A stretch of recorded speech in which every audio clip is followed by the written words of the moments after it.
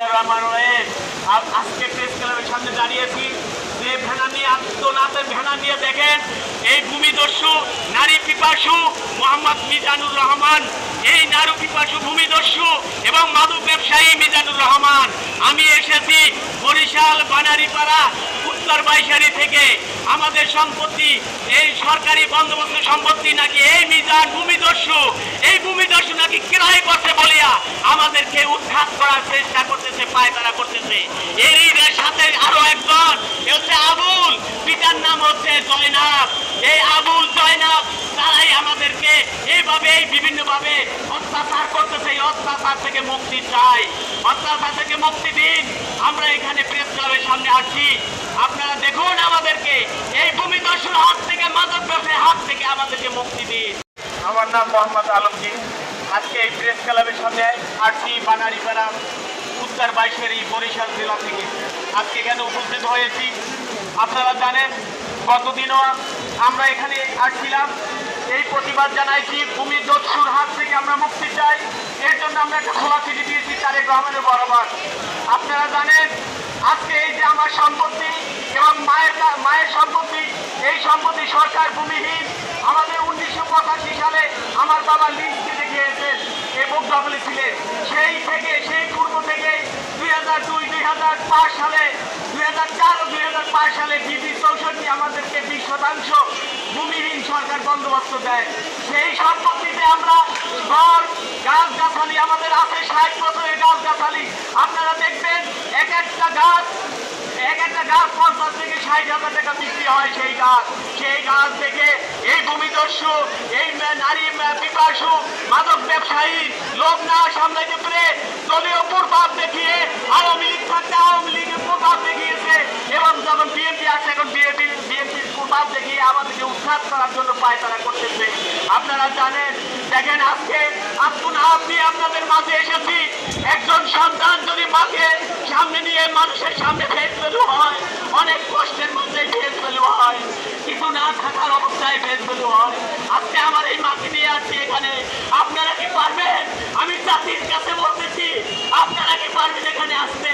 যদি আমাদের মিথ্যা কিছু হয় আপনারা আইনি সহযোগিতা নেন, আর যদি মিথ্যা না হয় এই ভূমিদস্যু মাদক ব্যবসায়ী হাত থেকে আমাদেরকে মুক্তি দিন।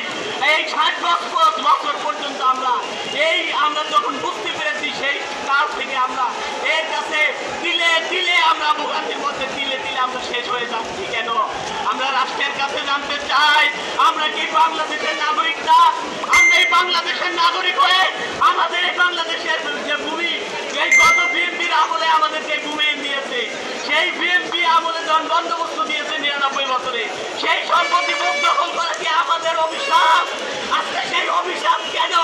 এই অভিশাপ থেকে আজকে এই লাশের কাপড় পরেছি, কাপড়ের কাপড় পরেছি। এর কি আপনারা চান? মাননীয় প্রধানমন্ত্রী কি চায় বাস্তবতায় কাপড়ের কাপড়? তাহলে আমাদের দলিল, আমাদের 99 বছরের বন্দোবস্ত আমাদেরকে দিন, নয় সরকারকে বলি আপনি 20 দিন আমাদেরকে মেরে ফেলুন। আমাদের কাছে মনে যাচ্ছে না, কারণ তিলে মরাচ্ছে, একবার মরা ভালো। তিলে মরাচ্ছে, তিলে মানুষের কথা শোনাচ্ছে, একবারই মরা ভালো। আমাদের চিৎকার কি আপনাদের মাঝে যায় না? আমরা কি এমনি চিৎকার করতেছি? অতি দুঃখের সাথে এখানে এসেছি, অতি কষ্টের সাথে আজকে প্রেস ক্লাবের সামনে এসেছি আত্মপ্রকাশ করতে, আত্মনাথ প্রকাশ করার জন্য। দেখেন আমার মা যখন এখানে আসছে, আপনাদের মাকে কি প্রেস ক্লাবের সামনে আনতে পেরেছেন? পারেননি, কারণ আমাদের নিঃস্ব করার পায় তারা চলছে। এই বেসিক সরকার চলে গেছে, বেসিক সরকার যাওয়ার পরে যখন বিএনপি আসছে, সেই বিএনপির ক্ষমতা অপব্যবহার করে আজকে আমাদেরকে নিঃস্ব করতে চাচ্ছে এই মাদক ব্যবসায়ী। আইনি হস্তক্ষেপ চাচ্ছে। আপনারা এই মিজানের এই আইনে হস্তক্ষেপ করুন, তাকে অ্যারেস্ট করুন, আপনারা দেখুন, আপনারা তাদের তদন্ত করুন। অপরাধকার এই বাংলাদেশে নয়, সারা পৃথিবীতে সরকারি ভূমিহীন সম্পত্তি কি ক্রয় বিক্রয় করার কোনো অধিকার আছে কারো? সরকারি সম্পত্তি বিক্রি করা আইনি দণ্ডনীয় অপরাধ। সেই সরকারি সম্পত্তি সুরাত নামে ব্যক্তি, তার বাবার নাম নূর হোসেন, তার কাছে বিক্রি করেছে এবং মিজান ক্রয় করছে। মিজান আমার মায়ের সম্পত্তি নাকি ক্রয় করছে, ক্রয় করে এখন জোর জবরদস্তি করে দখল করতেছে। আপনারা আমাদের চিৎকার শুনুন, আমাদের কাছে সব ডকুমেন্টস আছে, সব তথ্য আছে। আপনারা দেখুন, আমি আমার জেলায় আমার থানায় আমার যে এমপি মহোদয় আছে তাদেরকেও বলেছি, এমপি মহোদয়ের কাছে গেছি, সান্টু সাহেবের কাছে, আমরা তাদের দেখা পাইনি বিভিন্ন লোকের কারণে।